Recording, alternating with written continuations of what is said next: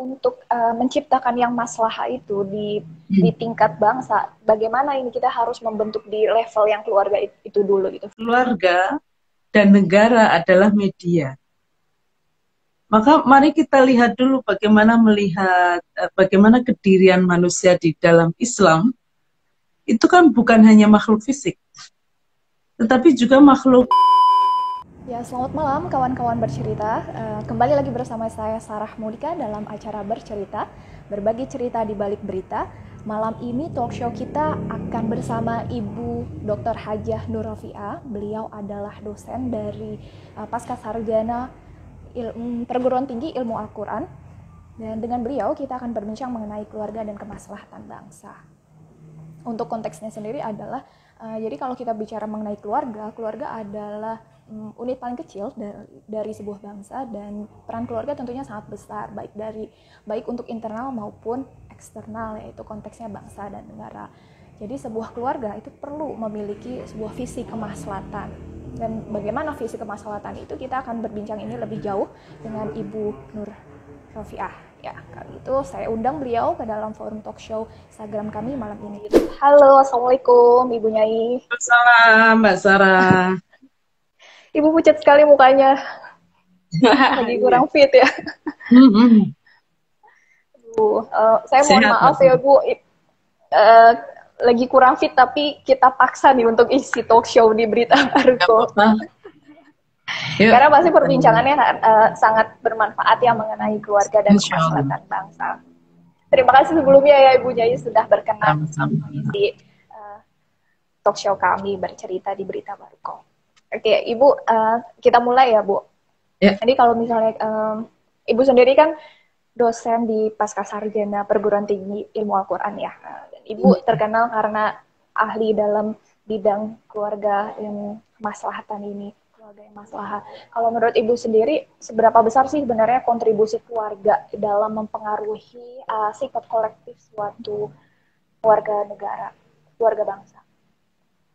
Sangat ya, sangat berpengaruh sekali. Kayak Mbak Sarah bilang tadi kan, keluarga itu unit terkecil. Nah, unit terkecil ini tentu saja mempengaruhi ya, apakah unit yang lebih besar, yaitu negara, dia akan berjalan dengan baik atau tidak. Gitu. Juga sebaliknya, negara yang baik juga akan mempengaruhi unit yang kecil, yaitu keluarga. Maka memang mesti diupayakan dari dua pihak ya.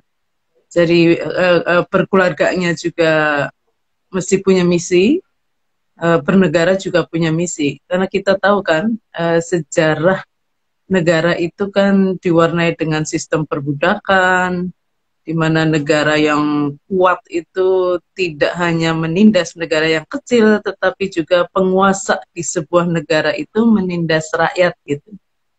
Nah ini sebetulnya yang dikritik oleh Islam, termasuk di dalam relasi di dalam keluarga. Jadi ini kan ada relasi umum ya, di mana yang kuat itu merasa berhak untuk sewenang-wenang terhadap yang lemah, maka kesewenang-wenangan itu terjadi di dalam keluarga maupun di negara. Dan Islam mengkritik dua-duanya, karena di dalam Islam, negara dan keluarga itu sama-sama media. Media untuk apa?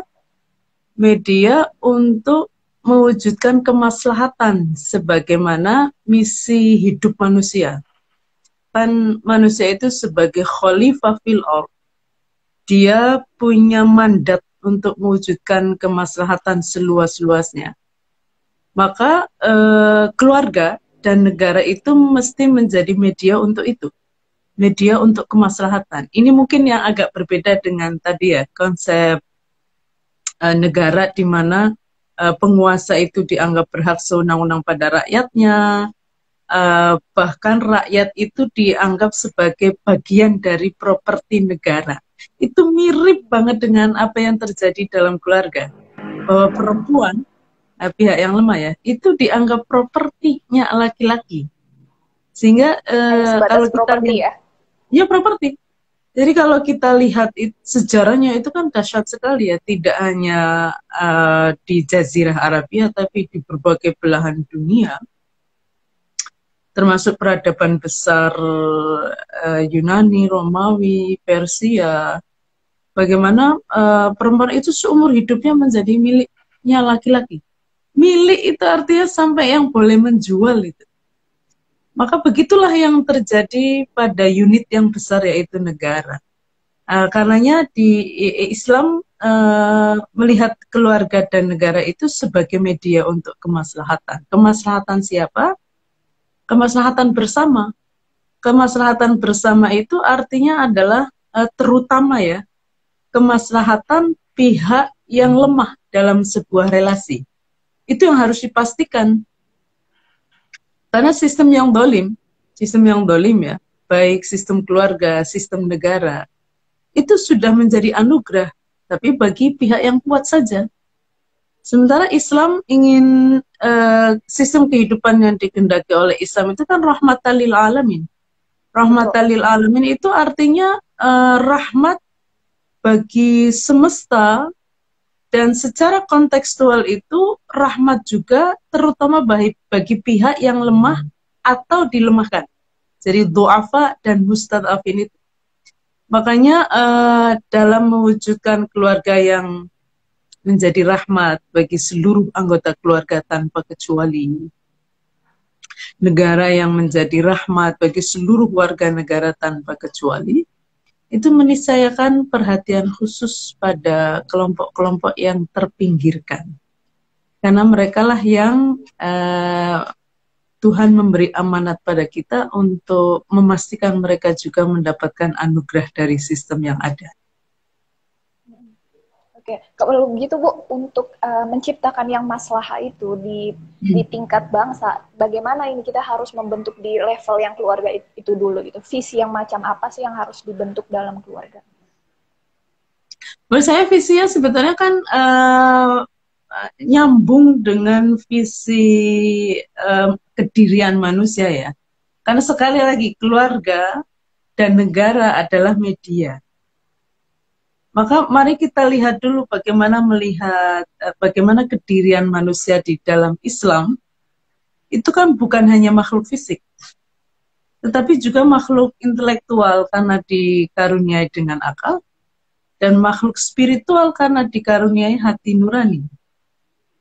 Dan manusia itu punya status melekat sebagai hanya hamba Allah ya. Ini penting untuk tidak luntur dalam penyelenggaraan keluarga dan negara. Jadi setiap manusia itu dia hanya hamba Allah. Ini yang disebut dengan tauhid kan itu. Sehingga tidak boleh menghamba kepada selain Allah, tidak boleh juga menghamba kepada Allah sambil menghamba kepada lainnya. Nah, kepada lainnya itu bisa macam-macam, bisa libido seks, bisa kekuasaan, bisa harta. Orang kalau sudah menghamba pada selain Allah, pasti akan melakukan segala hal yang dilarang oleh Allah. Karena dilarang, maka lahirlah kerusakan gitu. Dan yang kedua, setiap manusia juga kan punya amanah ya. Ini melekat loh di dalam dirinya yang tidak boleh luntur juga oleh penyelenggaraan keluarga dan negara adalah tadi itu khalifah fil ardh. Semua loh ini, tidak hanya laki-laki tapi juga perempuan. Itu punya mandat tadi mewujudkan kemaslahatan ke dalam ya, ke diri sendiri. Jadi nggak boleh zalim juga pada diri sendiri dan keluar seluas-luasnya. Jadi keluarga dan negara dalam pandangan Islam itu tidak hanya terdiri dari sekumpulan manusia fisik, tapi sekumpulan manusia berakal dan jadi sekumpulan makhluk intelektual dan spiritual. Maka negara dan keluarga itu harus dikelola dengan cara-cara yang mencerdaskan dan menajamkan spiritualitas. Menajamkan spiritualitas itu artinya adalah menguatkan komitmen tauhid lalu membuktikannya dengan mewujudkan kemaslahatan itu.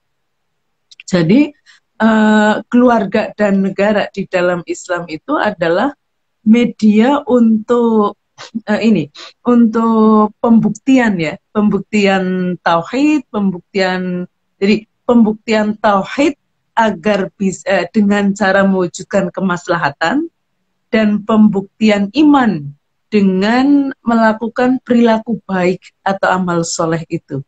Jadi karenanya nanti ciri dari keluarga maslahah dan kalau negara itu biasanya kita menyebutnya baldatun thayyibatun wa rabbun ghafur gitu. Kalau masyarakat kita punya istilah khairu ummah.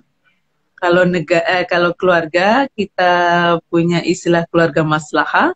Kalau perkawinan ya keluarga juga banyak yang menggunakannya dengan sakinah itu. Jadi semua level itu adalah mesti punya visi sama gitu, dikelola dengan visi yang sama, yaitu mewujudkan kemaslahatan seluas-luasnya. Tadi saya bilang Mbak Sarah ya, kemaslahatan yang seluas-luasnya itu adalah kemaslahatan di dalam keluarga tanpa kecuali, atau di dalam negara tanpa kecuali, dan keluar seluas-luasnya gitu.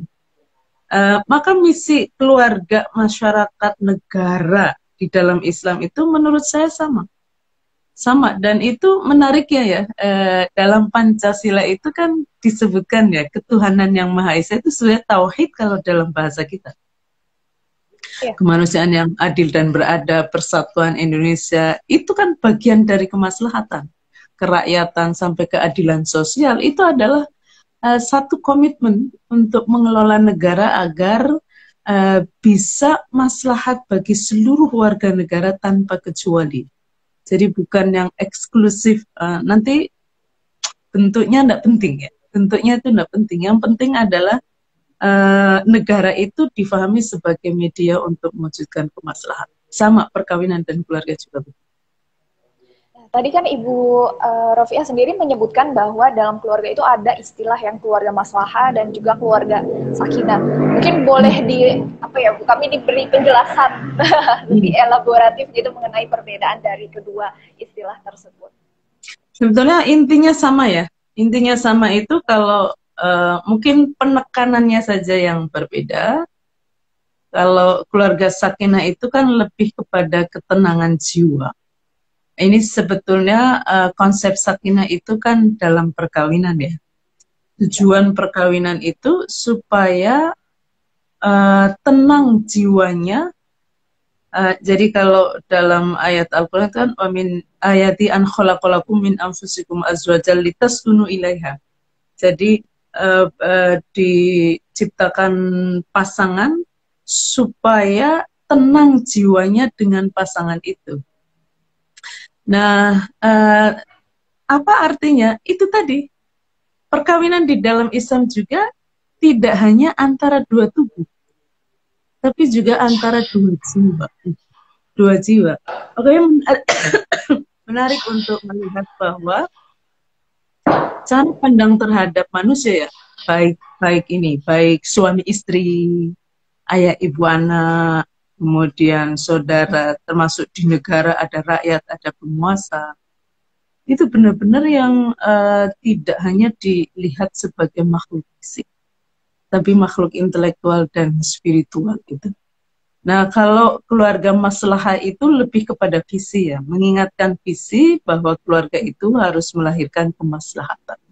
Dia adalah media untuk, dan memang hanya dengan mewujudkan kemaslahatan pada seluruh anggota keluarga tanpa kecuali, maka ketenangan jiwa ya baru akan dirasakan. Kalau misalnya karena kemaslahatan itu kalau dalam keluarga maslahah ini kan sebetulnya nyambung dengan tadi ya misi rahmatan lil alamin itu. Maka ibarat rumah, kemaslahatan itu adalah atap. Sehingga siapapun yang ada di bawah atap itu, di dalam keluarga, itu nggak boleh mengambil tindakan yang maslahat buat dia sendiri, tapi Harus musibah. rata ya. Harus rata, harus selalu berpikir keluarga itu untuk sendiri dan yang lain. Kalau gitu bagaimana sih Bu caranya ya di dalam keluarga ini untuk menerapkan yaitu prinsip sama rata itu, keadilan, kesalingan, kesetaraan, keseimbangan itu. Karena kan kalau misalnya masalah memang diibaratkan sebagai atap, ya lalu bagaimana mewujudkan yang di bawah atap itu memperoleh hak-hak yang sama gitu. Nah, biasanya kita di bawah atap itu ada pilar nih, Mbak Sarah ya. Pilarnya ada 5. Pertama adalah suami istri itu sama-sama meyakini bahwa keduanya dalam perkawinan itu berpasangan. Jadi nggak ada atasan dan bawahan ya. Tapi disebut azwaj itu kan berpasangan, zawaj gitu. Nggak ada atasan, nggak ada bawahan. Yang kedua, suami istri itu sama-sama meyakini bahwa nikah itu janji kokoh. Tidak hanya antara 2 orang ini ya, tapi antara suami istri dan Tuhan gitu. Ini yang sebetulnya berat kan, karena janji kokoh antara keduanya dengan Tuhan itu artinya adalah dua-duanya mesti memastikan tindakannya itu direstui oleh Tuhan gitu. Artinya begini, kalau kita misalnya ya punya komitmen kesetiaan pada pasangan hanya karena pasangan, tentu akan ada banyak waktu yang tidak bersama dan itu akan dilihat sebagai peluang untuk tidak atau untuk mempermainkan komitmen. Tapi kalau setia pada pasangan, suami atau istri karena Allah, itu kan tidak ada satu jengkal pun tanah di muka bumi yang luput dari pandangannya. Maka tidak akan ada kesempatan untuk berkhianat. Nah, yang ketiga adalah kemaslahatan itu mungkin atap ini hanya mungkin tegak kalau suami dan istri itu muasyarah bil ma'ruf. Jadi selalu bergaul secara bermartabat.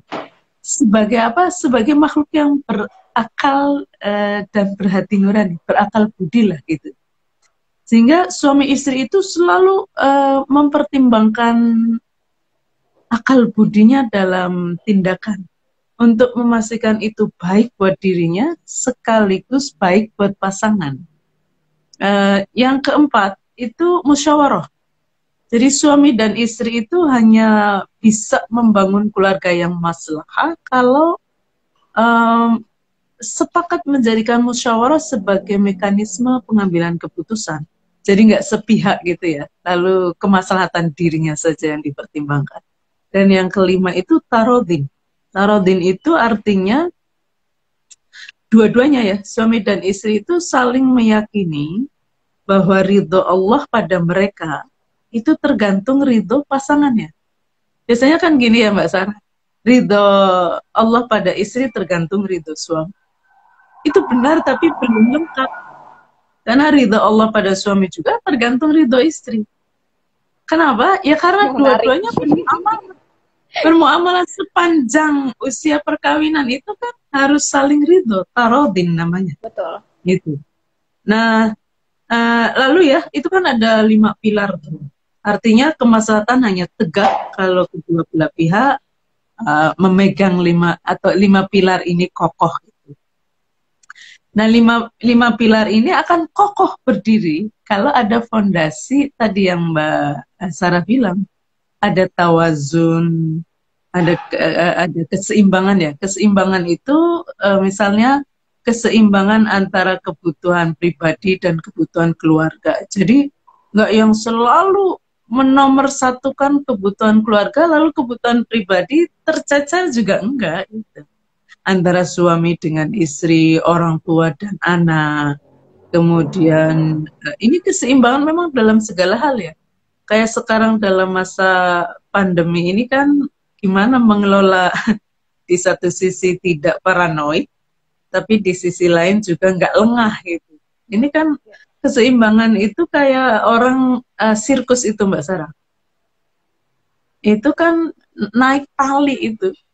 Dia bisa loh di di itu ya, kadang naik sepeda bahkan ya di seutas tali. Itu keseimbangan memang perlu latihan, perlu latihan. Gimana cara latihannya adalah selalu berpikir kemaslahatan untuk diri sendiri sekaligus orang lain gitu. Selalu itu. Bagi saya enak, tapi apakah bagi suami saya begitu? Bagi saya sebagai orang tua ini menguntungkan, tapi apakah begitu juga pada anak? Ini tawazun. Yang kedua adalah keadilan ya. Jadi termasuk keadilan hakiki. Jadi keadilan itu bukan sama rasa, tidak. Justru keadilan itu mesti mempertimbangkan kondisi khas dari keluarga, dari masing-masing. Misalnya difabel dan non-difabel tentu kebutuhannya berbeda.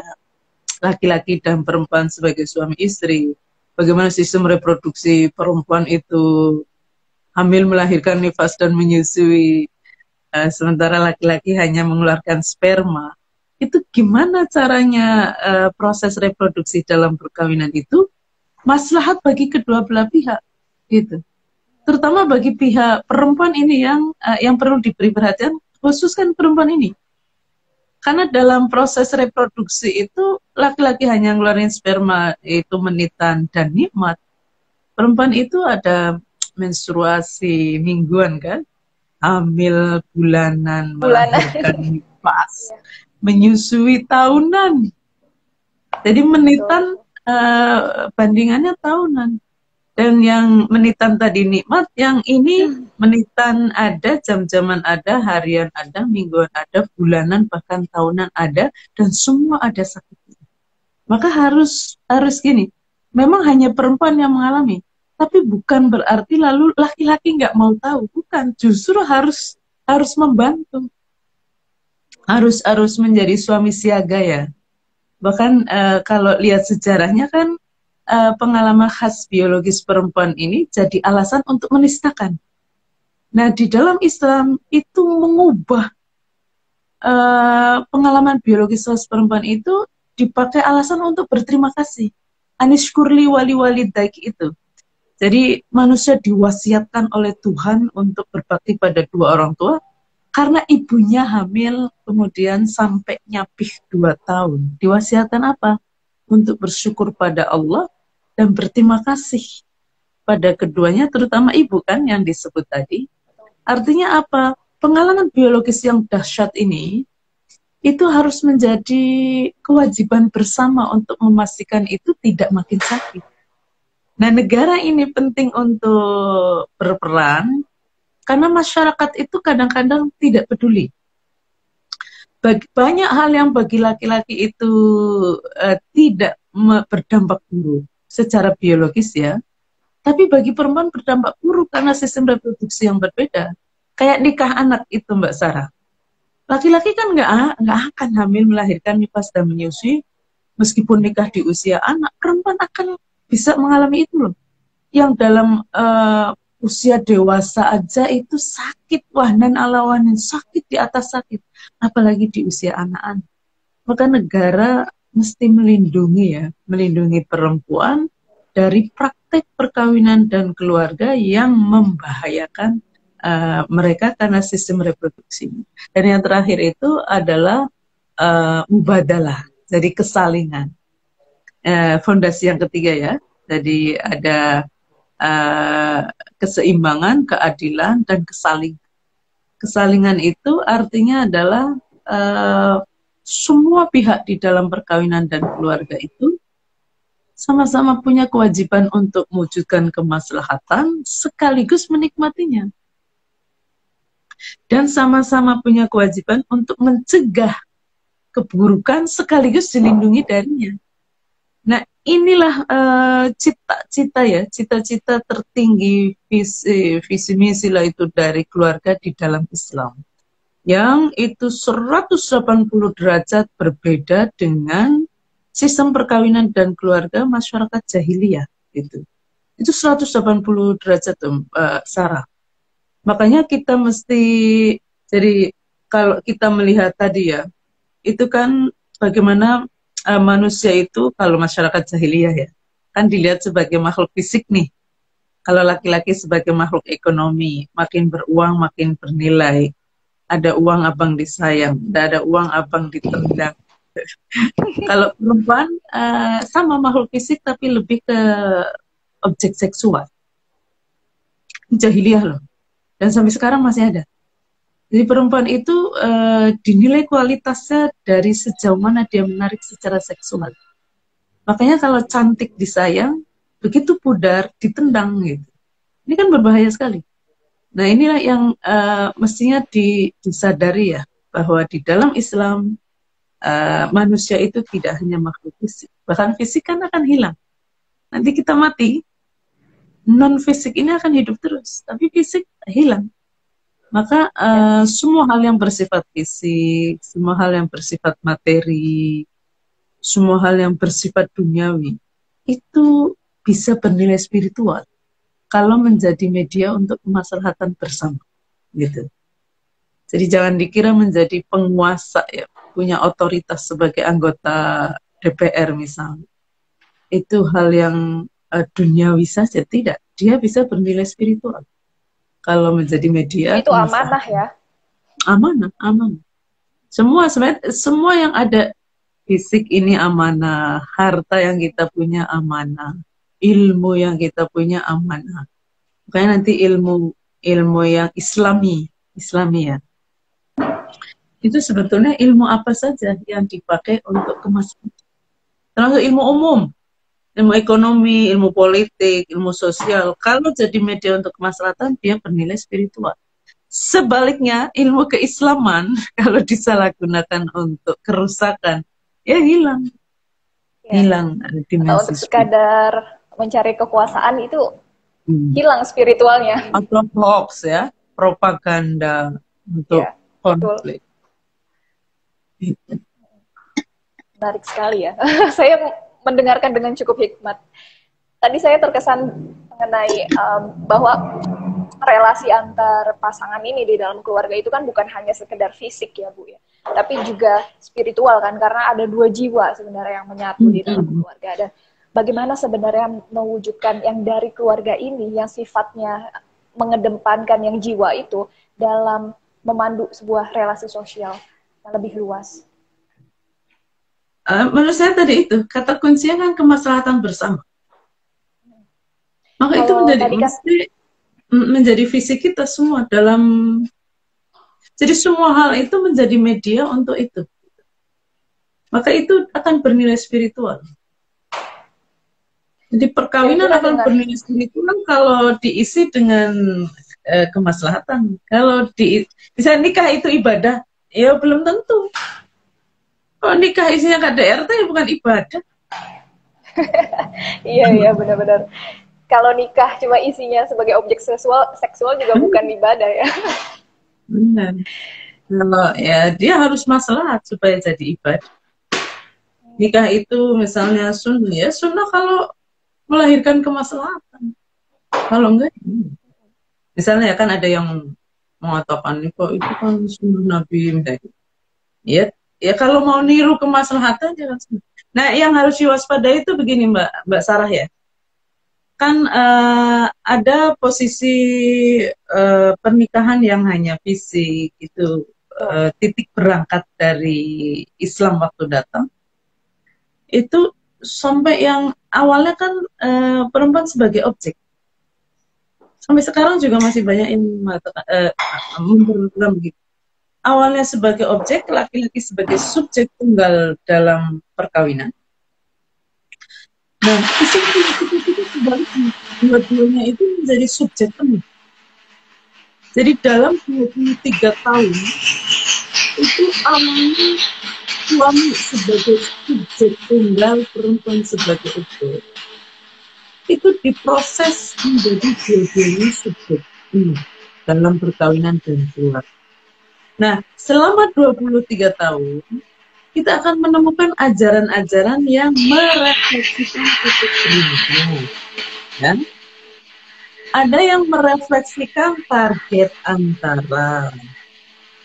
Ada yang merefleksikan tujuan final. Nah, kita harus hati-hati karena kalau tidak, nanti semua jadi kayak tujuan final. Padahal ini kan proses. Islam itu kan berangsur-angsur dalam mengajarkan ya, mengubah kesadaran tentang hidup itu tidak hanya secara fisik. Sehingga nanti kita akan melihat nih petunjuk di dalam Islam, di dalam Al-Quran yang merefleksikan cara pandang masyarakat jahiliyah waktu itu, tidak hanya di Jazirah Arabia tapi di berbagai belahan dunia, yang melihat perempuan sebagai objek. Misalnya ayat tentang bidadari surga, itu sebetulnya sedang merefleksikan titik berangkat. Titik berangkat ini berarti akan diubah selama 23 tahun masa pewahyuan. Gitu. Jadi ayat apa saja yang mengandung cara pandang bahwa perempuan itu objek, itu adalah ayat titik berangkat. Nah, ada ayat target antara nih, Mbak Sarah. Ayat target antara itu ayat apa saja yang mengasumsikan perempuan itu sepersekian dari laki-laki. Itu pasti target antara. Contohnya apa? Poligami. 1 suami, 2 istri, 3 istri, 4 istri. Ini target antara. Karena semula, sekali lagi ya, tidak hanya di Jazirah Arabia, tapi di berbagai belahan dunia, bahkan tidak hanya waktu itu, tapi berabad-abad setelahnya juga, satu laki-laki itu bisa nikah dengan jumlah perempuan tak terbatas dan tanpa syarat adil. Yang penting punya ini untuk bayar mahar, dia bisa koleksi istri. Kan istri itu bisa dijual, diwariskan, dan seterusnya. Nah, ayat target antara ini harus dipahami sebagai target antara. Jangan tujuan final. Lalu yang ketiga adalah ayat tentang tujuan final. Misalnya apa? Ya monogami. Wa in khiftum alla ta'dilu fawahidatan aw ma malakat aymanukum, itu kan monogami. Sehingga monogami yang adil ya, monogami yang adil itu adalah perkawinan yang diidealkan di dalam Islam.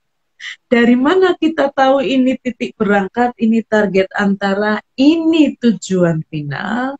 Dari misinya, rahmatan lil alamin itu.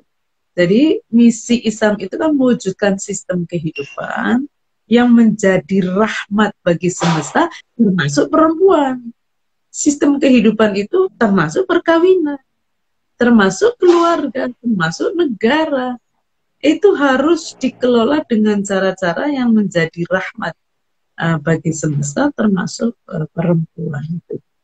Jadi kita mesti ini ya, mesti kalau mendengar penjelasan tentang Islam, coba deh di ini, titik berangkat, target antara, atau tujuan final. Jadi 3 hal itu ya yang menjadi prinsip dasar ketika berkeluarga. Ya. Tapi saya menjadi penasaran nih, kalau misalnya kasusnya memang kemudian di tengah perjalanan gitu dalam sebuah pernikahan, suaminya melakukan poligami, kira-kira bagaimana menurut Ibu secara ideal? Apakah istri itu berhak untuk menceraikan dan gimana? Dalam posisi bahwa sebenarnya kan keadilan itu juga kontekstual ya.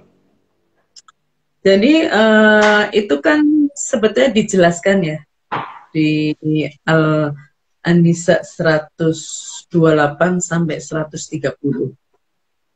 Jadi ayat itu bicara tentang nusyusnya suami. Kalau suami mulai nusyus atau berpaling, nusyus itu selingkuh, berpaling, ya sudah berpaling dari istri. Kalau istri khawatir, itu kan disuruh dua-duanya damai. Damai itu artinya adalah si istri mungkin memaafkan, suami berhenti, jangan nusyus dan jangan selingkuh.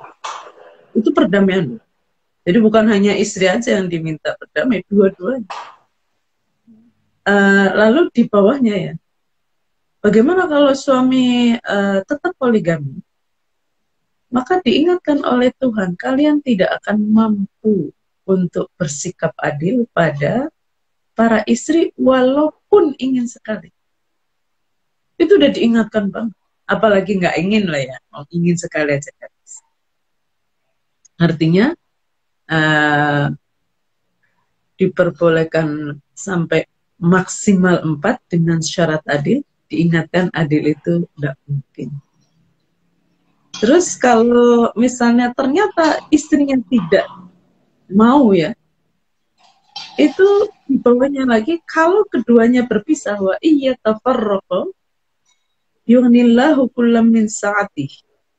Allah akan mencukupkan rezeki keduanya dari keluasan rezeki Allah. Jadi saya tentu saja tidak bermaksud mendorong orang untuk cerai ya. Tapi cerai dalam situasi seperti ini kok seperti dapat dukungan gitu dalam Al-Quran. Karena biasanya kan yang dilema itu si istri kan, mau bertahan dalam perkawinan tapi membara. Kemudian kalau berpisah nanti siapa yang menafkahi diri dan anaknya. Nah ayat ini kayak mau ngomong gini, jangan takut, Allah itu rezekinya, Allah akan mencukupkan itu. Yughnillahu kullam min sa'atih. Allah akan, artinya pilihan cerai itu bisa jadi membuat dia menjadi bisa kembali ya, kembali untuk hidup dengan jati dirinya, hidup untuk kemaslahatan, bisa fokus lagi lah untuk memperbaiki kehidupannya. Kalau artinya kalau perkawinan itu bisa dipertahankan, pertahankan. Tetapi kalau perkawinan itu menjadi ajang kedzaliman, maka yang dibenci oleh Allah dari perceraian itu adalah siapapun suami istri yang membuat pasangannya itu didolimi gitu. Allah kan mengatakan hal-halal yang dibenci ya oleh Allah itu cerai. Ini bukan istri yang didolimi lalu minta cerai, jangan, bukan gitu. Tapi siapapun yang membiarkan kedoliman itu terjadi dalam perkawinan, itulah yang dibenci oleh Tuhan. Atau menyebabkan pasangan menjadi tidak nyaman dalam perkawinan lalu memutuskan bercerai. Jadi berbuat dolimnya itu yang menyebabkan bercerai. Makanya kalau ada hadis lagi ya, barang siapa yang minta cerai tanpa alasan, nah harus bukan mutlak, maka tidak akan mencium bau surga. Tanpa alasan loh. Tapi kalau alasannya didolimi oleh lain, apalagi berbuat dolim lalu membuat orang ingin cerai, ya tambah hanya tidak dapat baunya, tidak dapat apapun dari surga. Ya. Dan ini menjadi sebuah pelajaran penting nih bagi kawan-kawan bercerita, khususnya yang perempuan, agar bisa menjadi sebuah pedoman ya dalam berkeluarga. Dan itu proses terus-menerus ya, Mbak Sarah. Ya, betul. Karena memang harus gradual ya, tidak bisa semerta-merta gitu berubahnya. Dan keluarga kan naik turun. Iya, sangat dinamis. Ya, berislam itu adalah ikhtiar terus-menerus untuk tadi itu, komitmen tauhid dan membuktikan komitmen itu dengan melahirkan kemaslahatan. Nah, Ibu, dalam hal jadi kan kita melihat bahwa masyarakat sekarang itu kan makin terpolarisasi ya, dalam arti ya entah yang di agama sendiri, Islam sendiri banyak golongan dan kemudian dihadap-hadapkan dengan negara gitu misalnya. Jadi sebenarnya bagaimana sih proses di dalam keluarga ini untuk menanamkan nilai yang kemudian bisa mewujudkan cinta tanah air? Nah itu, jadi ini yang di keluarga Maslahah ya. Salah satu karakter dari keluarga Maslahah itu adalah hubbul waton, cinta tanah air. Jadi mempertahankan karunia berupa tanah air dengan tidak menimbulkan konflik, itu adalah rasa syukur ya atas nikmat kemerdekaan yang kita warisi dari para pejuang itu. Jadi kalau dalam kan di dalam Islam itu ada maqasidus syariah ya. Ada hifdzuddin, menjaga agama, menjaga jiwa, menjaga akal, menjaga keturunan dan martabat, menjaga harta.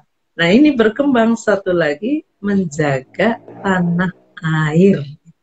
Itu adalah bagian dari maqasidus syariah dalam perspektif keluarga maslahah. Maka memang sejak dini ya, kita mesti memberi ini pengertian kepada anak-anak kita bahwa adalah tanggung jawab kita untuk menjaga tanah air ini. Kalau saya sih sebetulnya kan gampang aja ya. Gampang dalam arti gini. Simpelnya adalah jadilah orang yang manfaat gitu. Jangan menjadi apa sih gara-gara lahirnya konflik. Tapi kalau nggak bisa manfaat ya jangan berbuat mufsadat.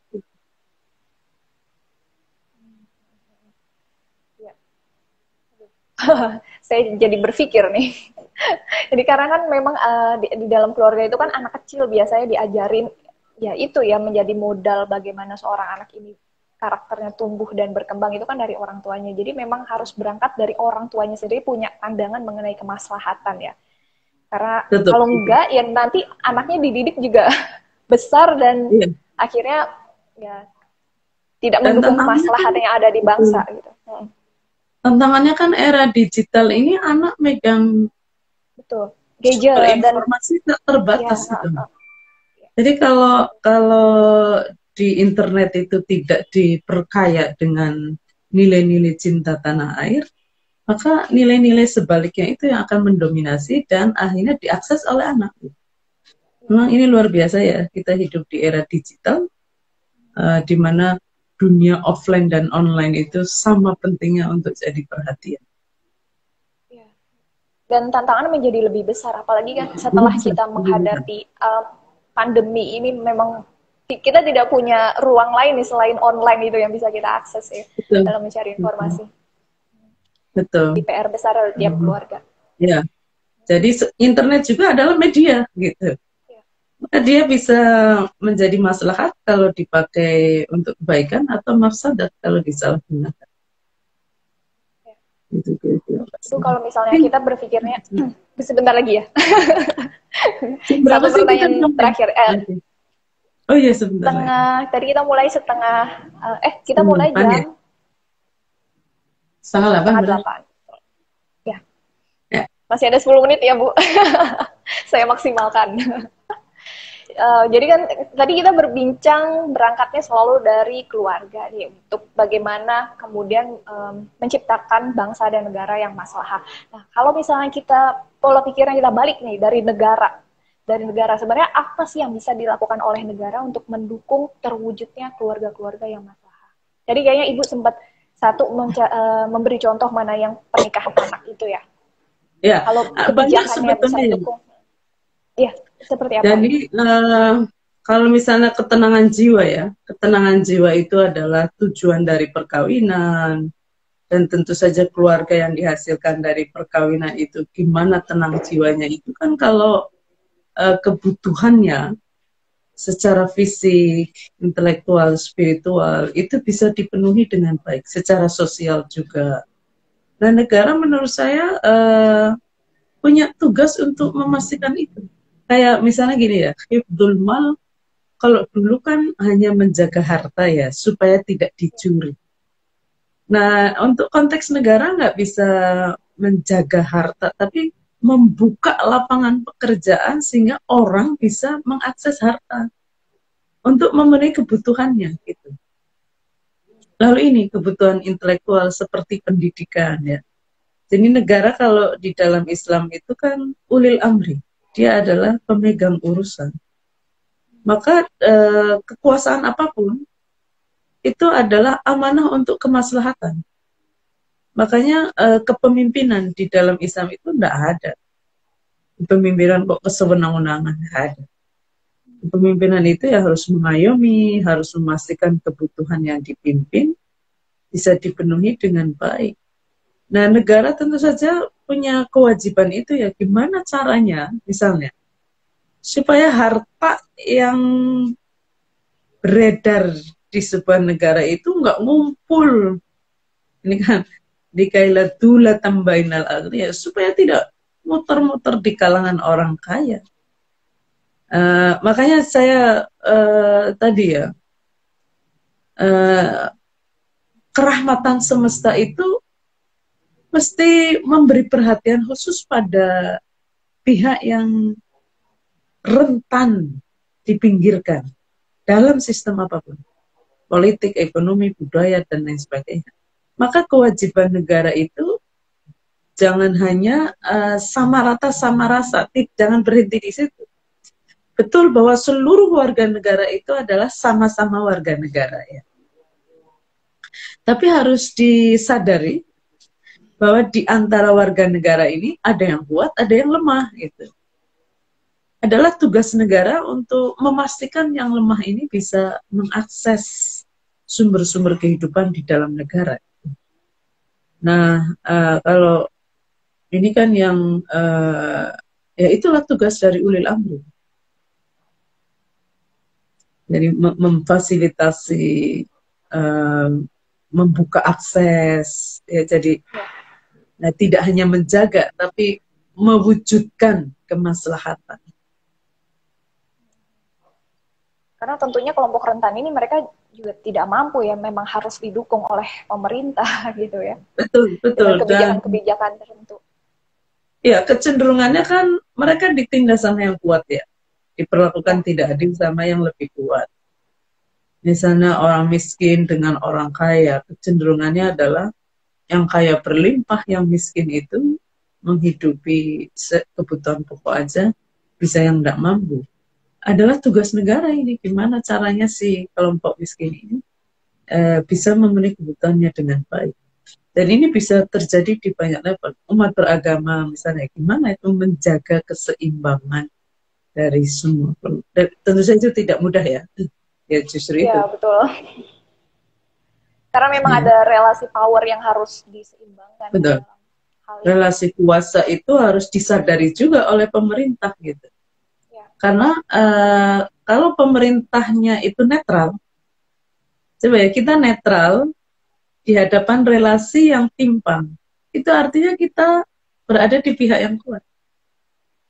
Karena melakukan pembiaran. Jadi tetap harus berpihak ya kepada berpihak. yang netral. Kalau dalam bahasa Al-Quran itu berpihaknya pada du'afa dan mustadafin. Ada kelompok lemah, itu benar-benar diberi perhatian khusus gitu. Dan yang dilemahkan ya, dipinggirkan. Itu mesti ada perhatian khusus. Jangan yang netral gitu. Kalau netral nanti ya kelompok yang kuat lagi yang dapat manfaat dari negara. Karena jatuhnya pembiaran. Betul. Ya. Oke, saya mau memberi kesempatan kepada kawan-kawan bercerita. Kalau ada pertanyaan, silakan tuliskan di kolom chat box, karena nanti akan saya sampaikan kepada Bu Nyai Rofiah. Ya, Bu. Sambil menunggu pertanyaan dari kawan-kawan nih, saya ada pertanyaan lain. Berdasarkan pengalaman Bu Nyai memberikan pelatihan-pelatihan mengenai keluarga maslahah ini, menurut Ibu sudah seberapa persen sih besarannya orang-orang yang memang menyadari mengenai pentingnya kemaslahatan dalam keluarga? Kita itu umumnya nikah itu tanpa visi. Nikah aja. Karena nikah aja. Tanpa orang kejelasan gitu. Tidak tahu harus kemana. Jadi kayak orang itu pergi pakai mobil, mau kemana tuh nggak tahu. Dia pergi hanya karena tetangganya pergi, gitu aja. Ibaratnya ya. Karena dalam kontrak sosial gitu ya Bu. Kayak ya ngalir aja gitu, nggak ada kami nikah ini mau ngapain gitu. Termasuk saya pun dulu nikah aja. Nggak ada cita-cita apa gitu kok. Dalam nikah itu mesti menyatukan cara pandang atas. Makanya dalam training itu kita mulai dengan sungai kehidupan kan Mbak Sarah ya. Sungai kehidupannya itu diawali dengan pertanyaan. Nanti di hari pengadilan ingin melihat keluarganya itu dalam kondisi seperti apa. Dan semua menjawab timbangan amal baiknya berat, masuk surga, dan lain-lain gitu ya. Lalu kita hitung mundur. Untuk bisa tercapai, itu kan cita-cita tertinggi keluarga sebetulnya. Untuk bisa mencapai situasi seperti itu, apa yang direncanakan dalam keluarga? Jadi kita beri misi spiritual dalam perkawinan, sehingga ada gitu loh yang mau dicapai dalam berkeluarga dan punya, makanya ta'aruf ya. Ta'aruf itu kalau menurut saya berlangsung seumur perkawinan. Ta'aruf itu tidak hanya mau nikah, ta'aruf dulu. Sepanjang usia perkawinan harus ta'aruf untuk tahu keinginan masing-masing, kan? Kenalin keinginannya, harapannya. Begitu juga kafaah ya, sekufu itu loh Mbak. Sekufu itu juga dinamis.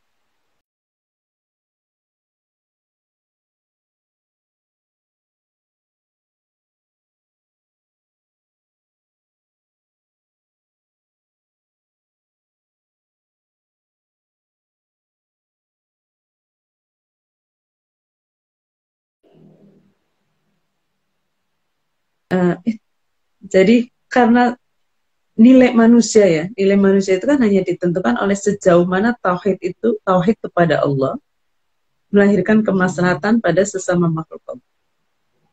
Iman pada Allah yang melahirkan sikap baik pada makhluk Allah. Jadi takwa, satu-satunya standar manusia itu adalah hubungan baik dengan Allah yang melahirkan hubungan baik dengan makhluknya. Maka kafaah itu standarnya. Jadi gimana bisa memproses suami istri ini untuk bisa itu kerjasama untuk menajamkan komitmen tauhid sehingga bisa melahirkan kemaslahatan. Kafaah itu gitu. Kalau di dalam Islam itu kan ada hadis ya. Perempuan dinikahi karena 4 hal. Karena hartanya, karena keturunannya, karena parasnya, karena agamanya. Pilihlah karena agama. Jadi yang perintah cuma agama. Dan inti dari agama itu takwa. Maka itu tadi. Jadi kafaah itu adalah sesuatu yang sangat dinamis. Termasuk jodoh. Allah sudah menciptakan. Jodoh juga dinamis. Dinamis. Jadi bukan menemukan jodoh, tapi saling berproses untuk menjadi jodohnya satu sama lain. Jadi kayak Allah tentu saja ar-rizqu minallah ya. Rezeki itu kan dari Allah. Itu kan harus nyari. Harus berproses untuk mendapatkan. Jodoh juga dari Allah, tapi ya harus nyari, harus memproses menjadi jodohnya satu sama lain. Jadi dengan cara pandang seperti ini ya, maka diharapkan perkawinan menjadi lebih kuat dan tidak mudah runtuh. Meskipun tetap ya, jadi ada harapannya kan ada landasan spiritual. Walaupun tetap ya, ujian perkawinan itu kan dahsyat sekali. Mungkin rezeki yang sangat banyak, mungkin rezeki yang sangat sedikit. Semua bisa menjadi ujian. Gitu sih Mbak. Oke, menarik sekali ini. Dan sebenarnya saya mau tetap lanjut gitu ngobrolnya, tapi karena Bu Nyai juga lagi kurang fit ya, yaudah saya harus sudahi malam ini. Dan kebetulan juga kawan-kawan bercerita tidak ada pertanyaan. Jadi saya mau minta closing statement dulu nih dari Bu Nyai. Ya, kira-kira apa yang mau disampaikan? Ya, saya kira apapun keputusan kita ya, misalnya gini, mau single, mau nikah, mau berkeluarga, apapun keputusannya, dia mesti menjadi media untuk kemaslahatan bersama. Jadi karena kan inna akramakum indallahi atqakum, maka nanti pertanyaannya, lebih baik mana, single dan menikah berkeluarga? Ya mana saja yang bertakwa.